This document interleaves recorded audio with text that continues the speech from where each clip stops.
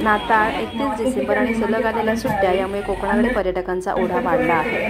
मुंबई, पुणे, नाशिक, नागपूर, कोल्हापूर, सोलापूर, सातारासह राज्याच्या आदी भागांमधून पर्यटक कोकणात येत आहेत। नवीन वर्षाच्या स्वागतासाठी पर्यटकांची वाढती संख्या पाहता सध्या या ठिकाणची हॉटेल्स, रेस्टॉरंटसह होमस्टे देखील फुल झाल्याचं दिसून येत आहे।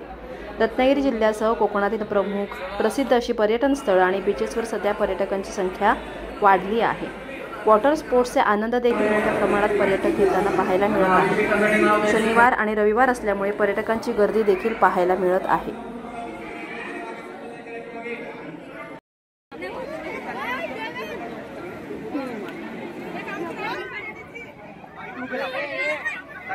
सलग जोडून सुट्ट्या आल्यामुळे पर्यटक आणि भाविकांची अतिशय गर्दीचा राबता वाढलेला आहे।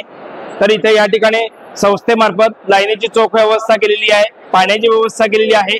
साधारणतः रोज 20 ते 25,000 भाविक दर्शन घेऊन जातात आणि नवीन वर्षाच्या सुरुवातीला गजाननाचं दर्शन करून आपलं नवीन वर्ष सुरू करावं अशी प्रत्येक भाविकाची इच्छा असते।